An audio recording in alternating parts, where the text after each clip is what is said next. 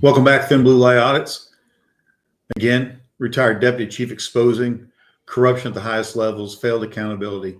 So today we're back in Palm Bay, Florida with Officer Sean Rollins. And once again, I can't make this up. Once again, you're going to see him violate an individual rights, an illegal seizure, illegal detention, while officers stand beside him.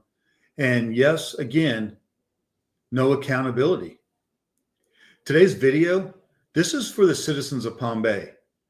This is for Councilman Johnson, Councilman Hammer, Councilman Langevin, Mayor Medina, Deputy Mayor Jeffery, City Attorney Patricia Smith, Chief Augello, Deputy Chief Spears. Somebody needs to do something because as a citizen of Palm Bay, we should be concerned. We should be concerned that now we can't even drive on the streets and touch our seatbelt for fear of being arrested, placed in handcuffs, and having our vehicle and our property searched, our rights violated, humiliated, and yet no accountability. So I'm going to break down another video of Officer Sean Rollins. And you watch his lies, his deception, his violation of the Fourth Amendment, search and seizure, illegal detention, policy violations. Once again, it's all there and no accountability. And you know what's weird is because a couple people have asked me over the last week, hey, I heard he's on administrative leave. Absolutely not. So for those in the comments that always ask me, please update the status of Officer Sean Rollins. He's working the streets. Matter of fact, he's working overtime. He's working double now. His regular shifts and overtime. So he has twice the opportunities to violate people's rights. So in this video, you'll see Tracy. She's driving on Malabar Road in the left lane, just turned on the Malabar Road, moving up to the next intersection to make a left. And Rollins says he stops her for driving too slow in the left lane. When she's basically pacing off of him, he's in the right lane. As all citizens, disrespectful to pass the police. So she paces with him and gets pulled over. He'll later on make up another excuse that she wasn't wearing her seatbelt. But you'll see in the video that that's a lie. Hello. Can you roll that down? I can't see through there. Excuse me? You roll this down, I can't see through. The one that doesn't go down is broke. Is there anybody in there? No. So very important. Can you roll this down because I can't see in there? So he makes it a point to tell her he cannot see inside the vehicle. But later on, he'll say multiple times that he saw things that he just couldn't have seen because, again, he says, I can't see in the vehicle. Okay. You push the window down, it'll go down. Get your driver's license, registration, insurance. What's the problem? I'll tell you as soon as I get your driver's No, license. you should give me the reason. Ma'am, I'm not going to argue with And you. I want need your driver's supervisor. license. That's fine. I'll get him en route, Okay. but you need to give me your driver's license. So you're What going to did be I placed under do? arrest. What did I do? I'll tell you the reason for the stop. You need to give me your driver's license. In the world? So seems like a minor thing, but Palm Bay Police Department's policy is when you walk up to a vehicle, you immediately tell the person what you're being stopped for. Officer Lance Fisher, the reason I stopped you for driving too slow in the left lane, is there any justification for that? You give them an opportunity to reply, and then you say, can I get your license, registration, and proof of insurance? That's the policy. And when you follow that policy, you don't get into arguments like this with citizens because people want to know, what did you stop me for? But Rollins can't even follow simple policy and give a simple greeting on a traffic stop. Why? Because he wants to start an argument. He wants the confrontation. You have the registration insurance card as well, please. People can't give me an answer. This is ridiculous. Your driver's license, like I told you, tell you the reason for the stop. You're going under the speed limit quite a bit. That's fine. Thank you, sir. 5 miles under the speed limit? You're going 30 actually, Would you like to let me finish? My speed limit's right here. Would you like to let me finish? You're going 34 miles per hour in a 45 mile per hour zone in the left lane. You got to be in the right lane if you want to travel slow, okay? You're obstructing traffic. Score state statute, you got to stay in the left lane on a multi-lane highway. Also, I didn't see your seatbelt on when I was behind you, okay? Right here, I just took it off. No, I didn't see it. I checked multiple times, and as I walked up, it's unbuckled, so it looked like. So it says multiple times, I didn't see your seatbelt on. It doesn't say you weren't wearing it. It says, I didn't see it. And when I walked up, I noticed it was unbuckled. But yet you just previously said you couldn't see in the vehicle, Officer Sean Rollins. So which is it? You didn't see that it was buckled, or you saw that it was unbuckled, or you can't see in the vehicle. It's one or the other. It's not both. But yet, just because you didn't see it doesn't mean it didn't exist. I tried to put it on when I walked up. Would you still like to speak to the supervisor? Yes? He also says, and I apologize, it's hard to hear, and I'll tell you why in a minute. But he also says, it looked like you were trying to put your seatbelt on as I was walking up.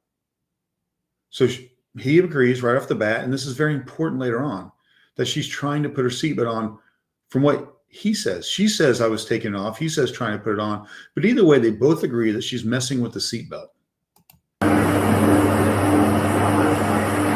I'll call him just in case, okay? No, because after this, I'd like to leave. I just said don't So worry you do about not it. want to speak to him then? I just said don't worry about it. Okay.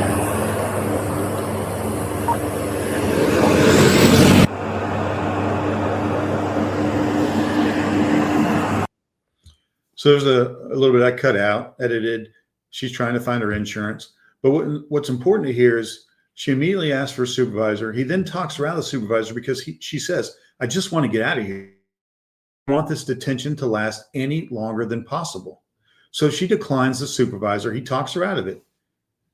But now he's going to walk back to the patrol. You guys have anything you should in the vehicle? Drugs, alcohol, weapons, anything like Yeah, that? Or drugs, either of you guys alcohol. on probation parole? Inmate release or anything like that? What's the relation to each other? I'm sorry, sir, what? I can read my last recommendation about 4 months ago. Oh, that's good. What was that for? Oh, man. Yeah, that'll get you. It happens. Sell you one? Yeah.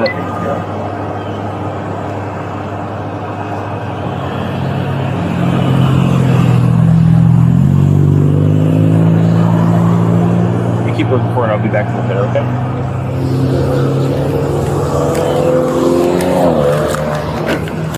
He changes the trajectory of the traffic stop. He starts asking anything illegal in the vehicle, any drugs, anything like that. How do you guys know each other? So he's already started. Now he's trying to start an investigation off of a simple traffic stop. It's important that when you look back, as he walks back to his police vehicle, there are no other officers on scene yet. So this is important. I've talked about when bad officers create unsafe environments for their officers. So when he got into his vehicle, there were no other officers on scene. So if Rollins truly believed that the driver or passenger were concealing narcotics, contraband, or more importantly, a weapon, if he believed that there was something in that vehicle that would cause him or other officers harm, the tactic is to stay at the vehicle and observe the occupants until the next officer arrives. And once they assume a position of observation, then you can leave the vehicle and go into your car. We don't allow occupants that we believe are hiding contraband or potentially dangerous weapons to sit in their vehicles and then go back to our vehicle. He's inside the vehicle working on his computer. If he believed that there was a weapon in that vehicle, he's placing himself in jeopardy. They can come out of the vehicle. He's inside the mobile coffin and he's at a disadvantage. Now, when the other officers arrive, he's also taking his eyes off that vehicle. What if they were concealing a weapon? And now when that next officer walks up, an occupant produces that weapon and places that backup officer's lives in jeopardy. So this tells me that Rollins either doesn't care about the other officers or he doesn't believe that she was hiding or concealing anything. Because if he had, he would have stayed up at the car and kept his eyes on until the next officers approached. And so once again, if you're an officer that's backing up Rollins, your officer's safety is at risk. Your freedom is at risk of going to prison. Your financial status is at risk for civil lawsuits. It doesn't make any sense.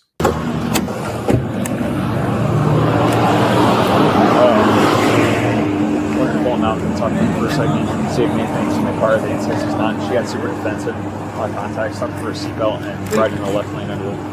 They've got a bunch of involvements with the vehicle and her for like possession of use of drug paraphernalia and stuff. But they were moving out a lot. I don't know if she was trying to get her seatbelt on or she was trying to like go up to it. So I wanted to see if she would decide to search of it. So now he sat in the vehicle for maybe 5-10 minutes. I deleted that part. Two other officers arrive on scene. He's talking to Officer Nick Dennis, and you probably recognize him from other videos. He is the Palm Bay FOP Lodge 111 president. He's the one that was investigated for sexual misconduct while on duty, inappropriate pictures, sex on duty. He lost his corporal stripes. So we know that he's willing to lie. And we know that he's willing to cover up because we've seen it in the other video. The video where Rollins is seen smashing a dude's face off the hood of a car. So we know that Officer Nick Dennis will absolutely justify anything that Rollins does. But it's important because he tells Nick Dennis, I'm going to get them out of the vehicle and see if they'll consent to a search, because he has no lawful reason to get them out of a vehicle and conduct a search. So he's going to ask for consent. Very important.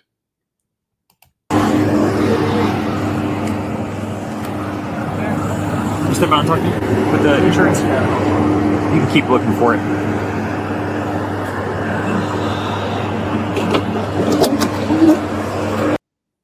Now, as she's getting out of the vehicle, close attention. He opens the door for her and he controls the door, and I'll tell you why. Watch when he closes the door.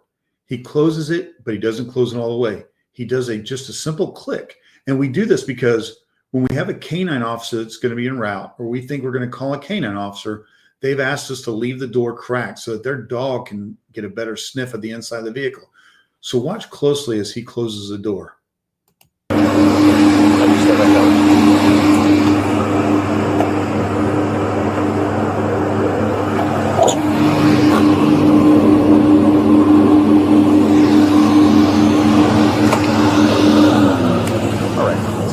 Walk through the sidewalk. So like I said, I saw you moving around a bunch. You come over here. I got a conversation with you. I saw you moving around a bunch inside the car. So he says, I saw you moving around a bunch inside the car. They've already both agreed that she was doing something with her seatbelt, either putting it on or taking it off, depends on what version. But now he's going to keep hammering this. I saw you moving around a lot. And so I have to change the body camera angle. I have to go to Nick Dennis because, as you can see, this is what Officer Rollins' body camera is picking up. Why? Because it's on his waistline. That's why you can't hear him. That's why you can't see anything clearly. This is a predator that's evolving. He knows that he's had complaints filed on him, so he's going to put his body camera in the ultimate advantage for him, where he can't hear what he's saying and you can't see what he's seeing. So what you'll see in just a second is I'm going to switch over to Officer Nick Dennis's body camera, where you can actually hear and see a lot better. So we talk about Rollins evolving with the complaints, why you can't hear him, why you can't see anything from his body camera, because it's right here, pointed right here, instead of on his chest where it's supposed to be, pointing right here. If she's to do something and he uses, God forbid, lethal force, he can say whatever he wants because it's not going to pick it up. It doesn't pick up the sound very well, and it certainly does not give it an advantage from the officer's perspective. This body camera should be on his chest. That's where we're trained to put it. That's where we're supposed to put it, where it gives a perspective of what the officer is seeing. This is Officer Nick Dennis's perspective. I got a conversation with you. I saw you moving around a bunch inside the car. Were you just messing with the seatbelt, or were you trying to like touch something or do something? I wasn't doing anything. I move around. I have anxiety. Okay. My feet move around. My feet hurt. I wasn't doing around anything. alliance, especially when they're being stopped. Okay, by well, police. you can assume what you want to assume because Well, I'm not there's assuming. I'm just asking. No. That's why I'm asking you a question. nobody did anything like that. Okay, so there's nothing illegal inside the car. No. I'm not going to find anything if I went through it. Well, you're not going to go through it, so you're not going to find anything. You're not going to go through it. You can bring a dog out here, but you're not going in my car. So he continues with the movements. Again, he talks about the seatbelt, which they both agreed. She says she was taking it off. He says, trying to put it on. He asked for consent, and she has clearly declined consent. No person in their reasonable mind would think that she is consenting to a search of this vehicle. She even says, you can bring a dog out if you want. Remember, she's already said at the beginning of the traffic stop, I don't want a supervisor because I just want to make this as quick as possible. So she's not consenting to the detention either. This is a minor traffic infraction. Right now, he should be writing a ticket. That is it. He should be writing a ticket because every second that they're on this traffic stop is an unlawful detention. He's not investigating any crimes. He's not investigating anything. He has no reasonable suspicion, no probable cause of anything other than a traffic violation has occurred. He should be writing a ticket. That is it. But he's not. Right, so I'm not going to find anything. You're not going through my car, so I don't do what I got to do then? I don't give you permission to go through my car. Okay. And I have that right. Hey, so get your dog and waste your time. You're not going to tell me what to do. Watch his demeanor change when she is adamant, you're not searching my car. He tenses up. Look at his facial expressions. He gets mad. She has absolutely challenged his authority, and he is pissed. And you watch what happens. I'm not going to waste my time. You're not going to my car. I'm going to continue to talk to him. Okay, but you're not going in my car. I saw you moving around. And I am going to actually tell you, yes, I am going to go through the driver's area where you were moving around because You don't I have reason permission to do so. that. I don't need your permission. You do, though. That's my property. Affirmative movements. So He says furtive movements, moving around the vehicle. There's case law, Terry versus Ohio, US versus Spinner, that clearly say furtive movements alone do not give officers permission to violate the Fourth Amendment. You have to have reasonable, articulable facts that a crime is being committed, that something was being concealed, that you're in danger, the officer's in danger. He has none of that. All he has is she's either putting on her seatbelt or taking it off. That is it. They both agree on that. But yet he continues to rely on this furtive movement. And she's like, you're not searching my vehicle. Then why would you ask? Why have I been asked multiple times? I have it on video. because I want to know if you are going to come plead with me and let me know what you were doing. I wasn't doing anything but driving. Like I said, I'm going to go through that immediate arm's reach area. Have at it. Have at it. Waste your time. I don't care. Yeah. He says, I'm going to go through the immediate area. That's a lie too, because you're going to see later when he searches the vehicle. Sorry, spoiler alert, he searches it. He clearly goes outside that immediate area. So even if he was trying not to violate her rights, he does it anyway. And once again, she's threatening his authority. She's not allowing him to consent search to the vehicle. He's not happy. You step back here with me, ma'am. I need a paper to get my You're going to insurance. step over here. You're going to go in handcuffs.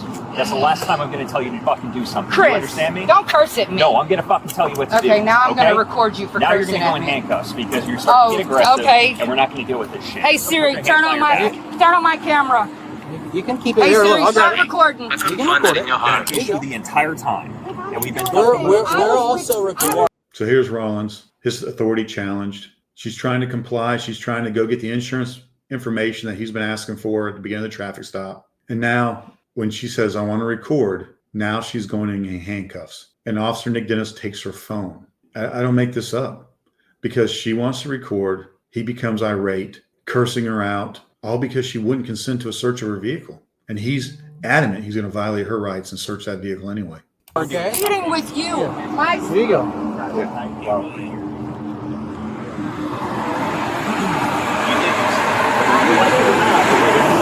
Because you're uneducated, I don't know what your issue is, okay? But you made 2 infractions, and then you want to sit here and argue.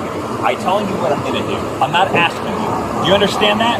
Because now I'm done. Now I'm not being nice anymore. So do you like where you got yourself? You get your hand off of me? No. You're because pulling you're on in my me. control. You're pulling on Sit me. here. I have a red mark on me, Chris. Good. So this is scary. Look at the way he treats her. You're uneducated, just berating her. Wouldn't let him search the vehicle. You've been defensive. You've been aggressive. No, she hasn't. She's been adamant that she doesn't want her vehicle searched. And you know what? Even if she has been aggressive, that's her legal right. Legally, she doesn't have to be nice to you. She doesn't have to be cooperative.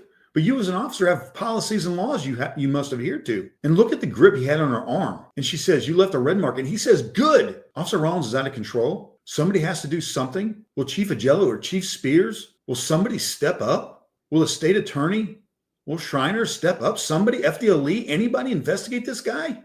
He's out of control. You left a red mark on my arm, and he says, good. All because she wanted to record him searching the vehicle. So I wanted you to see this from Rollins's body camera. Again, because of the placement, it's not going to show what you saw from Officer Nick Dennis's, but you can still see the aggression, hear the tone in his voice, how he changes. So I think it's important that you hear or you see it from his perspective as well. I wasn't doing anything but driving. Like I said, I'm going to go through that immediate arm's reach area. Have at it.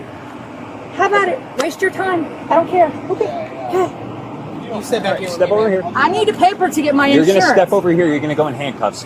That's the last time I'm going to tell you to fucking do something. Chris, You understand me? don't curse at me. No, I'm going to fucking tell you what to do. Okay, now I'm going to okay? record you for Now you're cursing going to go in at me. handcuffs because you're starting to get aggressive. okay. And we're not going to deal with this shit. Hey So put Siri, your hands turn on behind your back. turn on my camera. What's the law that says you can't be aggressive? As he says, you're starting to become aggressive. No, she's not. She's simply adamant you're not searching my car and then wants to record it. That's not aggression. And there's no law that says you can't be aggressive. She's no threat. She hasn't threatened to harm them. She's verbally defending herself, defending her rights. She doesn't want her rights violated. And he says, now that you're being aggressive, you're going in handcuffs. What law has she violated? What law? Somebody put in the comments, tell me what law she violated that deserves her being placed in handcuffs for driving too slow in the left lane. You've been an issue the entire time. And we've been nothing but We're respect. also You are doing recording. something. With You committed 2 traffic infractions. Now you're going to come over here.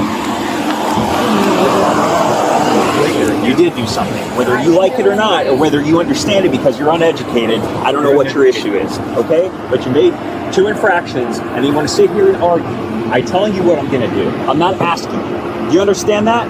Because now I'm done. Now I'm not being nice anymore. He's not being nice anymore. Let's be clear, Rollins, you were never nice. You were an asshole from the very beginning. You're a complete jerk to her and everybody else that you come across. Every video that I've seen and shown, you are a jerk. You're a menace to society. Uneducated. You did do something wrong. Driving too slow in the left lane and no seatbelt. That does not deserve this type of treatment. I'm telling you right now, if you're a citizen of Palm Bay, you better be careful. If this guy walks up to your window, you better immediately turn on your cell phone and you better immediately ask for a supervisor. Because now you can't even commit a minor traffic infraction and you're going to be placed in the back of a police car, detained for no reason. Your vehicle searched. And he's going to lie. And Officer Nick Dennis will lie right along with him. And Chief Augello will not hold him accountable.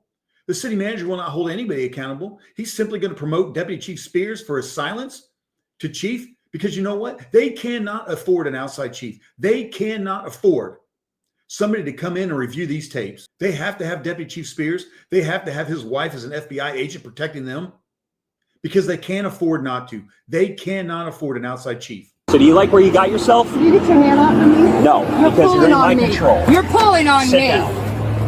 I have a red mark on me, Chris. Good. I have a red mark on me, Chris, and he says good. He doesn't care.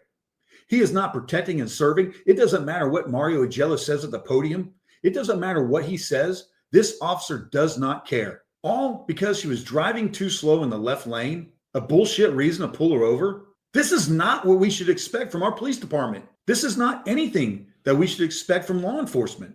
This is completely opposite of what law enforcement is about, especially for an department that just got accredited, a flawless accreditation. These are policy violations. These are law violations. Bunch of jugs of water back. Now I've switched over to the third officer. This is Officer Mitchell, not to be confused with the Officer Mitchell I've highlighted in other videos that tased a gentleman off of a moving motorcycle and tased Thomas Farley, paralyzing him, which ultimately led to his death. But this is a different Officer Mitchell. But listen to how calm and collected he is and how he gets a consent search of this gentleman. Yeah, bullshit. I got you. I'd rather have it on because I got AC, but I don't. Yeah. If you don't mind, I'll just have. Step over the mountain. Yeah, if you could step out real quick, just face the vehicle. Don't curse it. Oh, okay.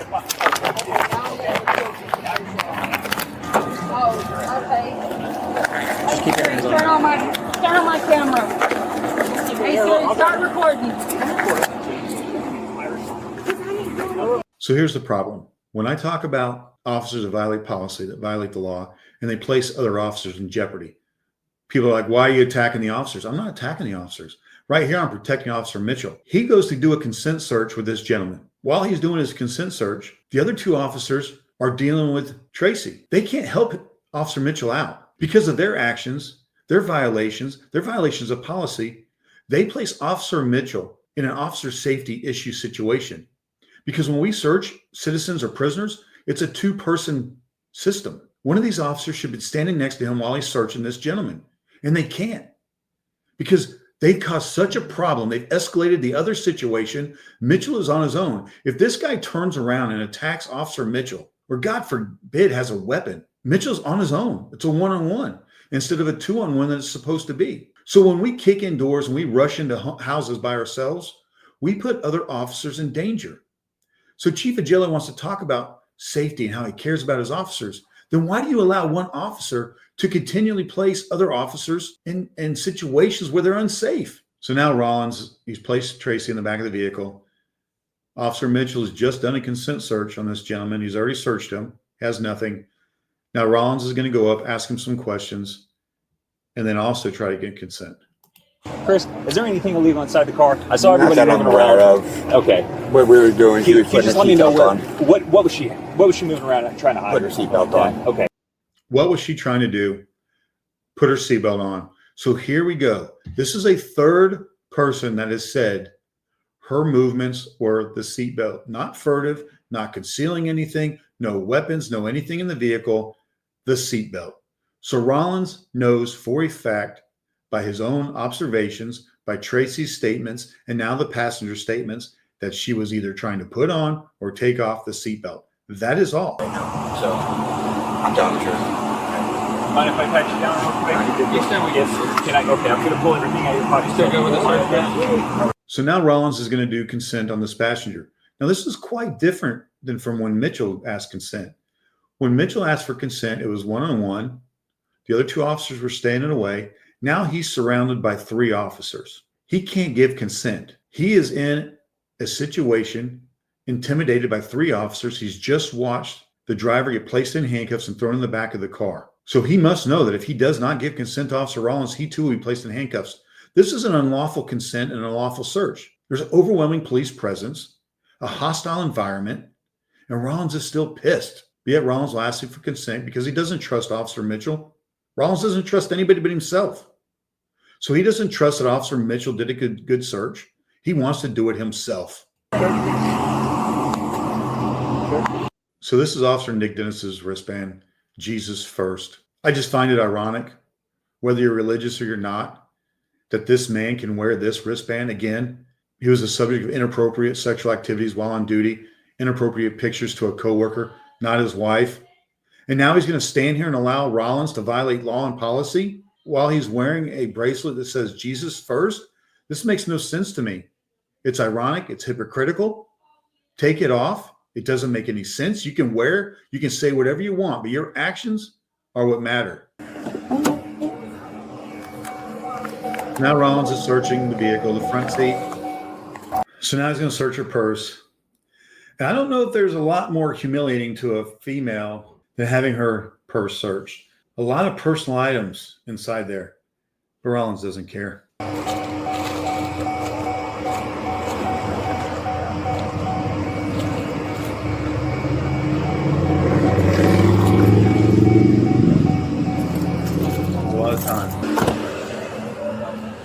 And then the back seat. Remember, he said the immediate area, but yeah, he's going to search the back seat as well.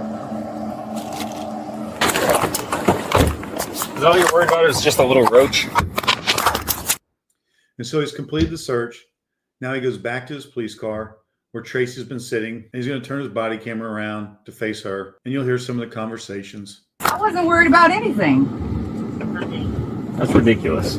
I wasn't worried about anything. 1967 out of New Jersey. No disregard.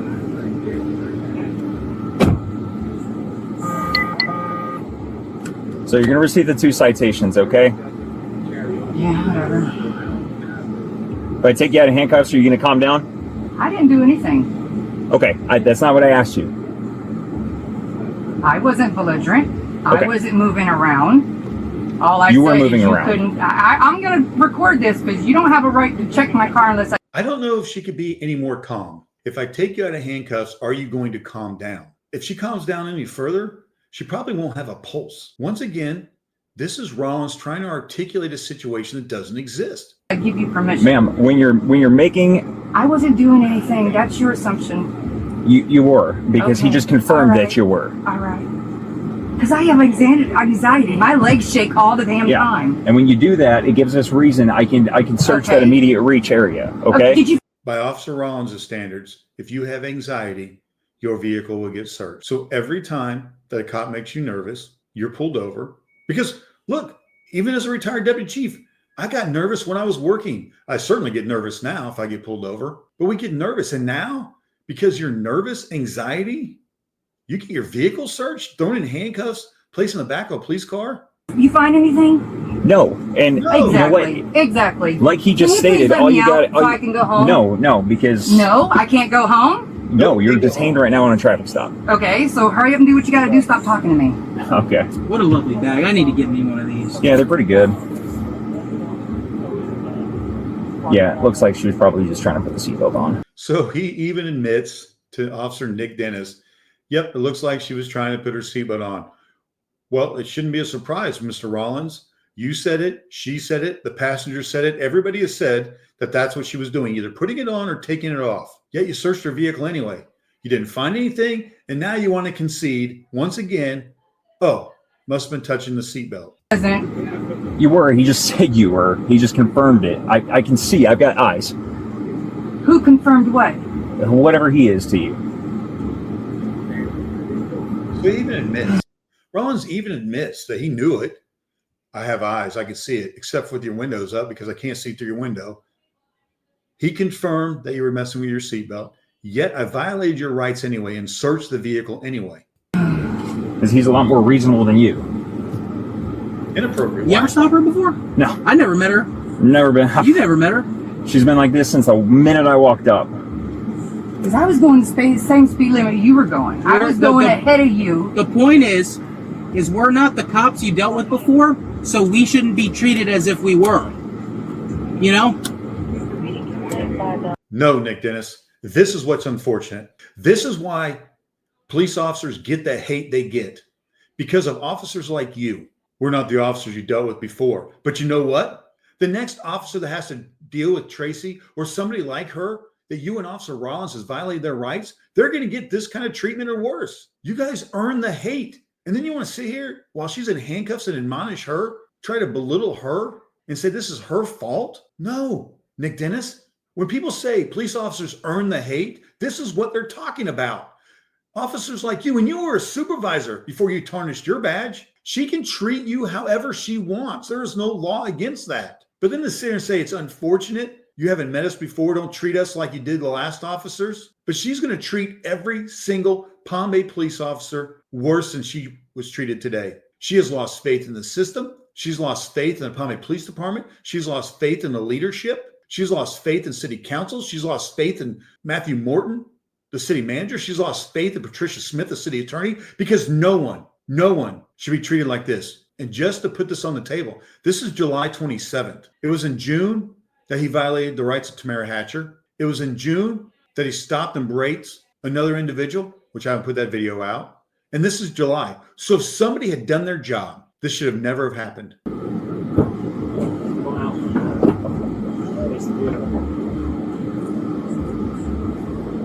And that's in the video. We'll never know what the conversation at the back of the police car was because once again, Rollins violated policy. He left his body camera inside the video. Did he berate her again?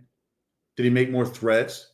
Did he try to explain why he violated her rights? Who knows? So this traffic stop for a minor traffic infraction took 27 minutes. Tracy was in handcuffs in the back of the police car for just over 13 of those 27 minutes. This is a traffic stop that should have taken 5 minutes to write 2 citations.